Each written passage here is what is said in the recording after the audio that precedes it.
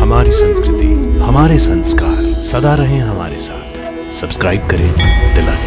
खीरा यानी कुकुम्बर आज के समय में सलाद के रूप में सबसे ज़्यादा प्रयोग में लाया जाने वाला आहार है। हम स्वस्थ रहें, इसके लिए हमारे आहार के बारे में इतनी जानकारी तो हमें पता होनी चाहिए कि इसके गुण क्या हैं और कहीं हम इसे गलत तरीके से तो इस्तेमाल नहीं कर रहे। हरिओम, सात्विक जीवन में आपका स्वागत है। मैं डॉक्टर नेहल शर्मा, सात्विक जीवन के इस पथ पर आपकी साथी।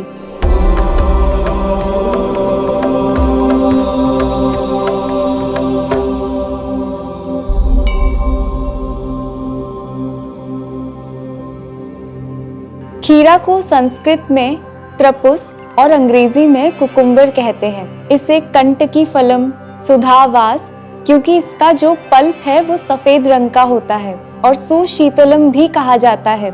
इसे पीत पुष्पी कहते हैं क्योंकि इसके फूलों का रंग पीला रहता है।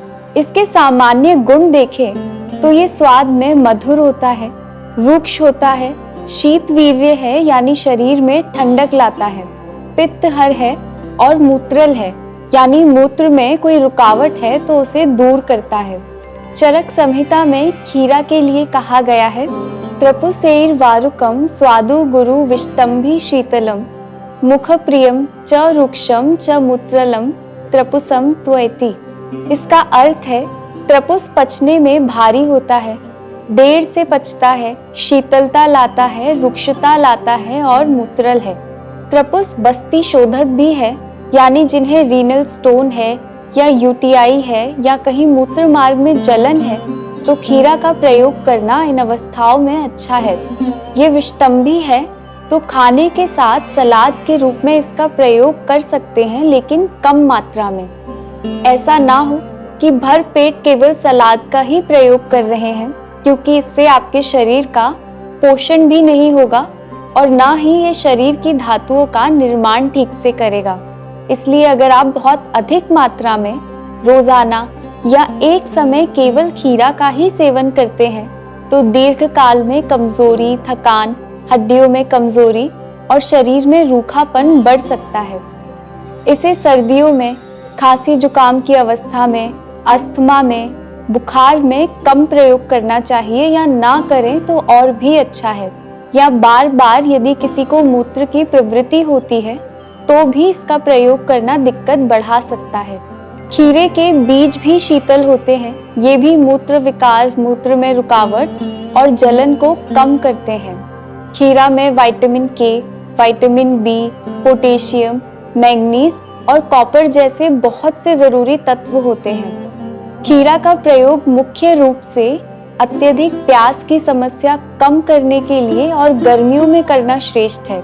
ये मूत्र जनन का कार्य करता है, इसलिए जिन्हें इडीमा है उनके लिए सावधानी से इसका कम मात्रा में सेवन शरीर से एक्सेस वाटर कंटेंट को बाहर निकालने में मदद करता है। आंखों पर इसकी स्लाइस रख सकते हैं या कहीं जलने पर त्वचा पे इसका पेस्ट बनाकर लगा सकते हैं। खीरा का जूस भी अगर इस्तेमाल करना है तो पूरा ग्लास भरकर नहीं, केवल 1 कप तक ही इसका इस्तेमाल करें, जिससे ये अग्नि को मंद ना करे।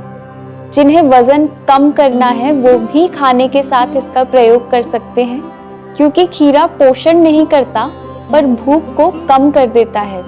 लेकिन बहुत अधिक मात्रा में यदि इसका उपयोग करेंगे तो इससे मेटाबॉलिज्म बिगड़ सकता है, अग्नि मांद्यता हो सकती है। खीरा से संबंधित एक और बात हमें याद रखनी है कि इसका सेवन रात में करने से बचना है और दिन में ही खाने के साथ इसका प्रयोग करें, क्योंकि हो सकता है कि रात में खाने से ये पाचन शक्ति को थोड़ा कम कर दे और गैस बनने या ब्लॉटिंग की समस्या को बढ़ा सकता है।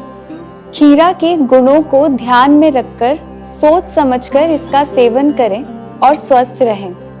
आत्मा और परमात्मा के मिलन की इस सात्विक जीवन यात्रा में हमारे साथ बने रहिए।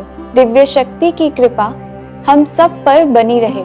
मैं और मेरा सात्विक जीवन का परिवार फिर से योग और स्वास्थ्य से जुड़ी कुछ नई जानकारियों के साथ आपसे जल्द ही मिलेंगे। तब तक के लिए हमारे इस वीडियो को लाइक और शेयर करें और हमारे इस चैनल को सब्सक्राइब करें। हरि ओम तत्सत।